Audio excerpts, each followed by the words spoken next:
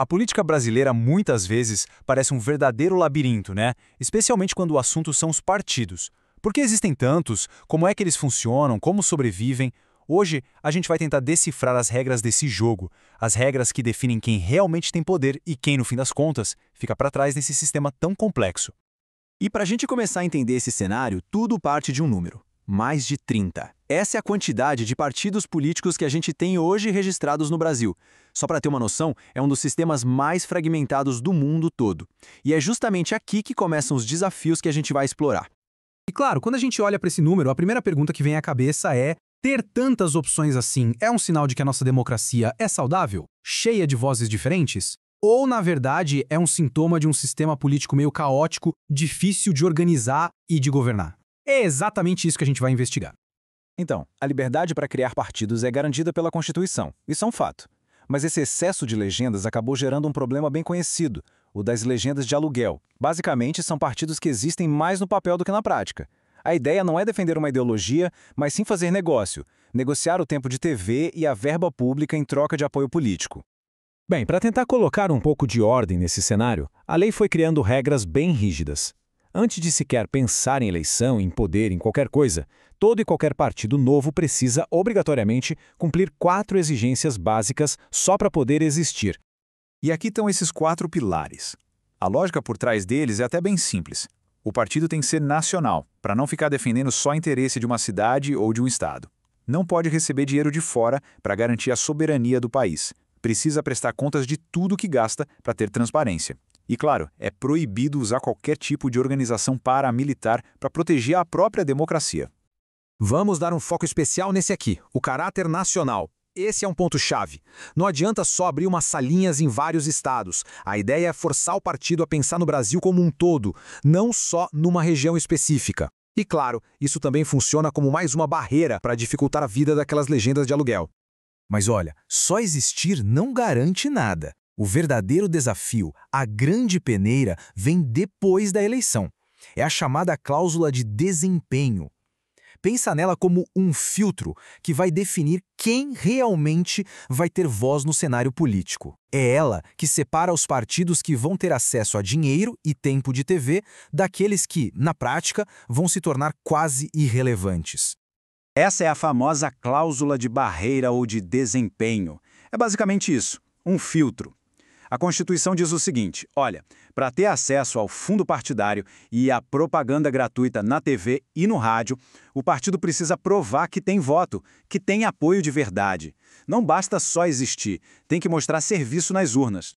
O interessante é que a regra dá 2 saídas, 2 caminhos possíveis para um partido escapar desse filtro. E não precisa cumprir os 2, basta um. Ou ele segue pelo caminho dos votos, conquistando uma porcentagem mínima no Brasil todo, ou ele vai pelo caminho das cadeiras, elegendo um número mínimo de deputados. Vamos ver como cada um desses caminhos funciona. Olha, o caminho dos votos é bem puxado. Não é só ter 3% dos votos válidos para deputado federal no país inteiro. Primeiro, esses votos precisam estar espalhados por, no mínimo, 1/3 dos estados. E não para por aí. Dentro de cada um desses estados, o partido ainda tem que conseguir pelo menos 2% dos votos. É um baita desafio de presença nacional. E se essa conta dos votos não fechar? Bom, aí tem o plano B. O partido pode focar em eleger, no mínimo, 15 deputados federais. Mas, de novo, a regra da distribuição geográfica aparece aqui. Esses 15 deputados precisam ter sido eleitos em pelo menos 1/3 dos estados do Brasil. Certo. Então, a eleição passou, as urnas definiram quem passou e quem não passou no filtro. E agora? Bom, as consequências disso são gigantescas. Elas afetam diretamente a capacidade de um partido de funcionar, de crescer, de existir na prática. E é aqui que a divisão fica bem clara. Quem passa pela cláusula de barreira leva o prêmio, garante acesso ao dinheiro do fundo partidário e ao tempo de propaganda na TV. Quem não passa, perde tudo isso. Na prática, a regra cria uma espécie de primeira e segunda divisão no futebol da política brasileira. Isso tudo cria uma situação bem curiosa sobre a troca de partidos. A regra geral é que um político que troca de legenda perde o mandato, mas tem uma exceção enorme. Se o partido pelo qual a pessoa se elegeu não passou na cláusula de barreira, ela ganha uma espécie de passe livre. Pode se filiar a um partido maior que passou no filtro sem sofrer nenhuma punição por isso. Ah, mas tem um detalhe importante para fechar esse sistema. Para evitar que essa troca de partido vire um balcão de negócios, um mercado de parlamentares, a Constituição deixa claro: O partido que recebe esse novo filiado não ganha mais dinheiro do fundo partidário nem mais tempo de TV por causa dele. A filiação é permitida, mas os recursos não vão junto. E para a gente fechar, é fundamental entender que esse labirinto está sempre em obras, sempre mudando. O jogo político não é estático, ele evolui, e as regras precisam acompanhar. E nos últimos anos, a gente teve várias emendas constitucionais bem importantes que alteraram bastante o sistema. Olha só, em 2017 veio a Emenda 97, que criou a própria cláusula de barreira e acabou com as coligações para deputado e vereador.